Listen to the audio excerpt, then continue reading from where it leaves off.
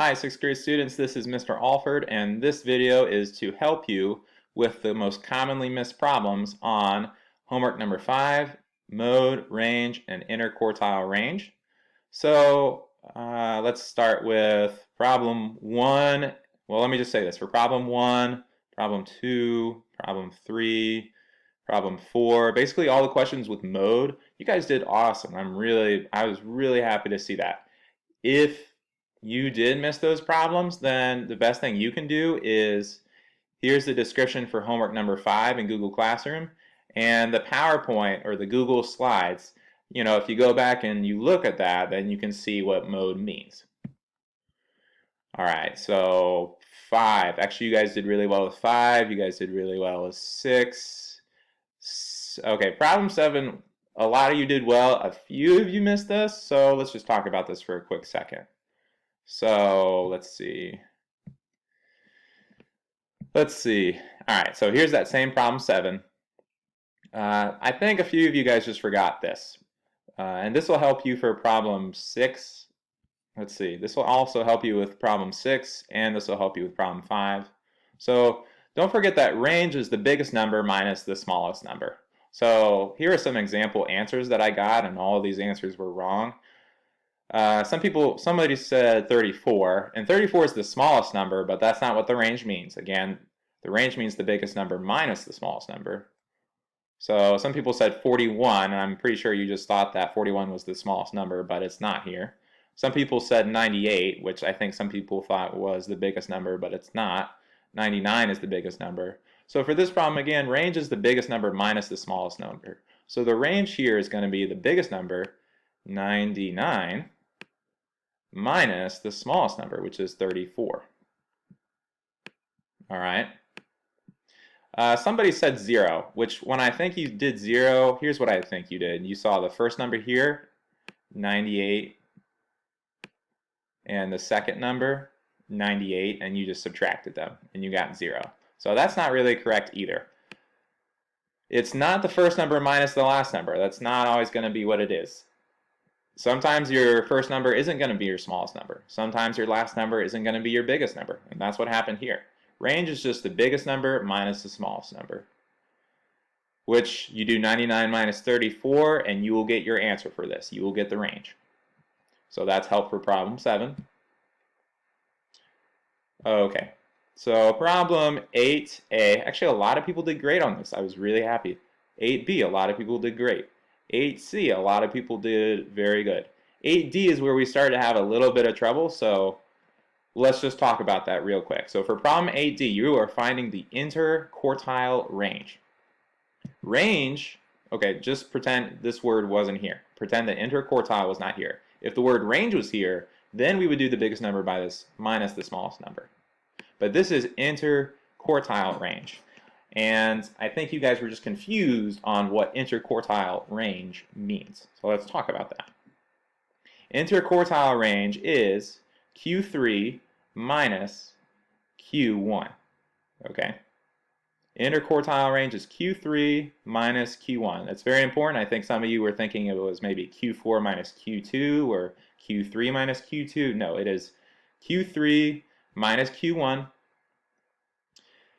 And if you guys didn't notice, you already found Q1 in problem 8c, and you already found Q3 in 8b.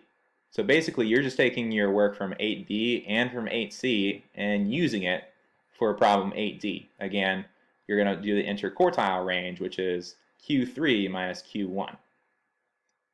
Okay. Let's see. If you missed 8a, so a lot of people again got 8a and 8b and 8c. If you missed that, then I'm about to help you with that. Also, if you missed 9a and 9b and 9c and 9d, I'm about to help you with that too. Basically, I'm just going to show you one big example of finding the interquartile range and finding the quartiles. So here's a quick reminder. Here are what all the quartiles are, and here is what they mean.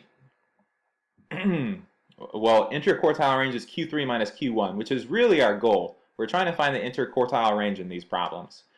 So Well, you can't find the interquartile range if you don't know what number Q3 is, and you can't find the interquartile range if you don't know what Q1 is.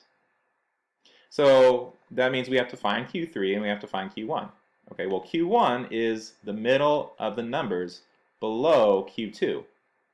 Okay, well I can't find Q1 if I don't know what number Q2 is. And same with quartile 3. Quartile 3 is the middle of the numbers above Q2. Well, again, I need to know what Q2 is first. So to do interquartile range, I need to know what Q3 is, and I need to know what Q1 is. But for Q1, first I have to find out what Q2 is. And for Q3, first I have to find out what Q2 is. Okay, so Q2 is easy. We've done this before. Q2 is just the median. So your first step when you are finding interquartile range is that you just find the median. You find Q2. So that's always your first step. So let's do that in this example right here. Okay, so to find the Q2 here, to find the median, I just cross out one number from each side until I get down to the very middle. So cross out 11, cross out 91, cross out 21, cross out 90, okay. One from the left, one from the right, one from the left, one from the right, one from the left, one from the right. Okay, so Q2, my median, is 45. So again, 45 here is my Q2. Actually, let me do this. Let me undo all of the crossing out. Okay, so we said 45 is my Q2. All right. And now, okay, so step 2 is you can find, so your second step is to find the Q1. And then after that, your third step is to find Q3. And then your fourth step is to find the interquartile range. Should make sense. So, okay, let's do the second step, find Q1. So Q1 is the middle of the numbers below Q2. So we said Q2 is 45. All the numbers below that are right here. So I'm just going to rewrite them just to make that clear what those numbers are. 11, 21, 22, 30, 33. Okay, so let's find the middle of those numbers. So I'm going to cross out one from the left and one from the right. One from the left and one from the right. All right, so this right here, 22 is Q1. So I'm going to write this is Q1. Okay, well quartile 3 is the middle of the numbers. Let's do, okay, now we do the third step. The middle of the, we find Q3. Q3 is the middle of the numbers above Q2. So here are all the numbers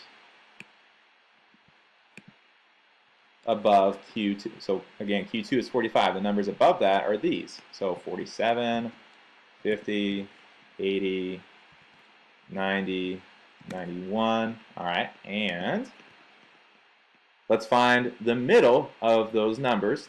So, okay, cross out one from the left here, cross out one from the right, cross out one from the left, cross out one from the right. So 80 is Q3. Okay. So finally, my fourth and last step is find the interquartile range. Q3 minus Q1. Okay. Q3 is 80. So 80 minus Q1. Q1 is 22. So minus 22. You do that in your calculator or on paper, and you get 58. So in this example, the interquartile range is 58. So that was just one more example to kind of help you with finding the quartiles, because some of the problems will ask you to find Q2 or Q3 or Q1, and also showed you how to find the interquartile range. So that should help you with all the rest of the problems on this assignment. Good luck, guys. There will be tutoring Thursday. Just go to Google Classroom on Thursday to see what time the tutoring will be.